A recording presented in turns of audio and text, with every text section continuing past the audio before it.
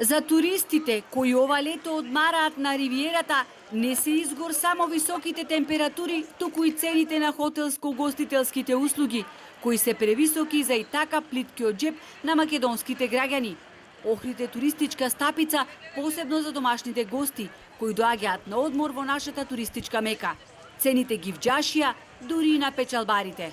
Можам да речам дека од лани ко бев овде во Македонија, во Охрид е поскапо доста. Битола се разбира е поевтино. Пред 2-3 дена бев покрај овие кафичите покрај плажата што се овде.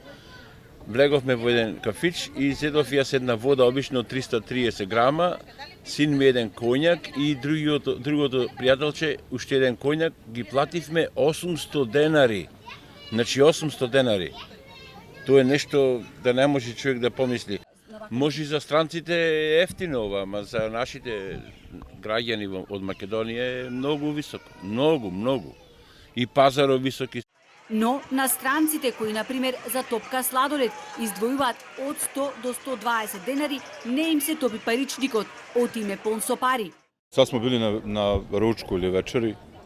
Сега бевме на ручек, односно вечера. Цените се сосем нормални. Едноставно цената е реална и во продавниците и во рестораните. Така да сите пофалби за Македонија и Охрид. За сад све похвале за Македонија и за Охрид. За волја на вистината, ова лето цените се далеку повисоки и во соседна Албанија, која преку ноќ стана популарна дестинација со одлична реклама на странските медиуми, каде ја нарекуваат европски Малдиви. Во однос на цените, силно критикувана е и Хрватска, но во последен момент тамошните градски власти и угостителите се договорија за домашните гости и местното население да има попуст од дури 30%, а ги намалија и цените дури и во најелитните хрватски летувалишта. На Хвару, едном од најскупljih отока у Старом граду, едном од најлепших и најаутентичнijih далматинских места, постои ресторан у коjem кава кошта 1 евро. Еспресо с млеком... На Хвар, еден од најскапите острови, во стариот дел, во еден од најубавите и најавтентични далматински места, постои ресторан во кој кафето чини 1 евро. А во Охрид, домакините во сопствениот град живеат како туристи 365 дена во годината.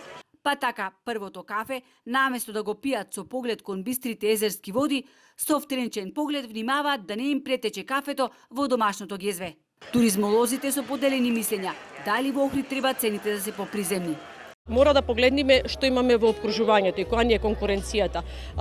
Морам да признам дека сега пред една недела се вратив од Грција. Цените ни се идентични со Грција, меѓутоа сервисот е далеку повисок.